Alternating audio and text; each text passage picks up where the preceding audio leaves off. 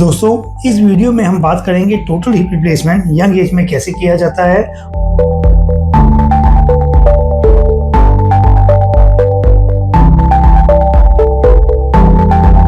और उसका क्या तरीका है। बहुत सारी ऐसी बीमारियां होती हैं जो आपके हिप में आर्थराइटिस कर देती है या आपके चूल्हे को खराब कर देती हैं। ऐसे में एवीएन, जिसको हम एवास्कुलर नेक्रोसिस बोलते हैं, एंकोलाइजिंग स्पॉन्डिलाइटिस, रूमेटॉइड आर्थराइटिस या कुछ भी ऐसा कॉम्प्लेक्स ट्रॉमा जो आगे जाके सेकेंडरी ऑस्टियोआर्थराइटिस कर देता है।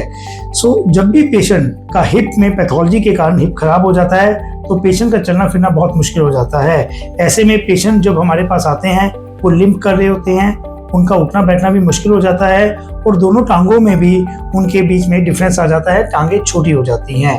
तो जो उनकी डे टू डे एक्टिविटी है वो बहुत ही ज़्यादा हैम्पर हो जाती है और क्वालिटी ऑफ लाइफ उनकी बिल्कुल ही जीरो हो जाती है।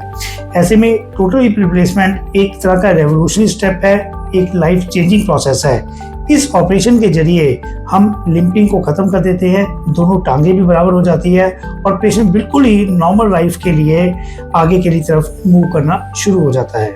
दोस्तों, आजकल यंग एज में टोटल हिप रिप्लेसमेंट के लिए बहुत सारी ऐसी मल्टीनेशनल कंपनीज हैं जो बहुत ही अच्छे तरह के इम्प्लांट बनाते हैं।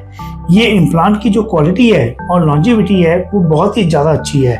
ऐसे में अगर हम इम्प्लांट्स का यूज़ करते हैं तो ये जो इम्प्लांट्स की लॉन्जेविटी है ये आपके लिए लाइफ लॉन्ग तक रहती है। ऐसे में बहुत अच्छे इम्प्लांट्स के बीच में ऑक्सीनियम इम्प्लांट्स या सेरेमिक इम्प्लांट्स आजकल बहुत ही पॉपुलर हैं। ये इम्प्लांट की जो क्वालिटी है वो नॉर्मल इम्प्लांट्स इतनी बढ़िया होती है कि ये आपके एक बार हिप में चले जाएं तो उसके बाद ये आपको लाइफ लॉन्ग तक ये इसको परसिस्ट करती है। दोस्तों, दो तरह के इम्प्लांट्स जैसे कि सीमेंटेड या अनसीमेंटेड हिप रिप्लेसमेंट में यूज होते हैं। यंग एज में मैं हमेशा रेकमेंड करता हूं कि अनसीमेंटेड हिप रिप्लेसमेंट होना चाहिए। अनसीमेंटेड इस तरह का इम्प्लांट होता है जब वो आपकी बॉडी में चला गया वो आपकी बॉडी में इस तरह की पकड़ करता है कि वो लाइफ लॉन्ग तक चलता है। अनसीमेंटेड इम्प्लांट के आसपास आपका बोन का ग्रोथ हो जाता है और ऐसे में ये इम्प्लांट इस तरीके से लगता है जैसे नेचुरल इम्प्लांट्स हो, आपका खुद का ही हिप हो।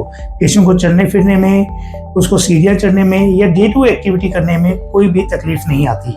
तो ऐसे में दोस्तों, जो ऑक्सीनियम और सिरेमिक इम्प्लांट्स हैं अगर हम अनसीमेंटेड तरीके से यूज करें तो ये आपके लिए लाइफ लॉन्ग परसिस्ट कर सकते हैं। दोस्तों, इसके साथ साथ जो MIS टेक्निक है, जो हम मसल स्पेयरिंग टेक्निक बोलते हैं, इसका भी बड़ा इंपॉर्टेंट रोल है हिप सर्जरी में। इसमें हम मिनिमम कट से मसल को बिना काटे हुए आपके हिप के अंदर चले जाते हैं और डिजीज पार्ट को निकाल के नया पार्ट फिट कर देते हैं। इसका इतना ज़्यादा महत्व है, हम अगले दिन ही पेशेंट को चलना फिरना शुरू करा देते हैं तो करीब एक हफ्ते के अंदर अंदर पेशेंट कंफर्टेबल हो जाता है। एक महीने के अंदर अंदर पेशेंट अपनी नॉर्मल एक्टिविटीज़ को रिज्यूम कर लेता है चलने फिरने में। 3 महीने में पेशेंट थोड़ी सी जो एक्सर्शनल एक्टिविटीज होती हैं जैसे जॉगिंग करना, स्विमिंग करना, थोड़ा बहुत खेल कूद करना, इस तरीके की गेम्स को खेल सकता है। तो दोस्तों, बहुत सारे मेरे पेशेंट्स ऐसे कहते हैं भी कभी क्या इसका फेलियर हो सकता है। दोस्तों, फेलियर हमेशा डिपेंड करता है कि अगर आप अच्छा इम्प्लांट ना लगा रहे हों और अच्छे तरीके से उसको सही पोजीशन पे ना लगा रहे हों। जैसे कि मैं हमेशा अपने पेशेंट्स को बोलता हूँ, कोई भी सर्जरी करने में 2 चीज़ों का महत्व है। सबसे पहली बात है इम्प्लांट, आप अच्छा इम्प्लांट यूज कीजिए और दूसरा महत्व है सर्जिकल स्किल्स, आपके सर्जन कितने ज़्यादा एक्सपर्टाइज हैं उस सर्जरी करने में। अगर इन दोनों चीज़ों का कॉम्बिनेशन है तो ये जो सर्जरी है ये आपके लिए लाइफ लॉन्ग चलती है और सारी उम्र आपका साथ देती है। तो दोस्तों, मैं हमेशा एक ही चीज़ एडवाइस करूँगा, अगर आपको हिप संबंधित कोई भी प्रॉब्लम हो तो आप अपने स्पेशलिस्ट हिप सर्जन से मिलिए और अपना उपचार कराइए। बहुत बहुत शुक्रिया, थैंक यू।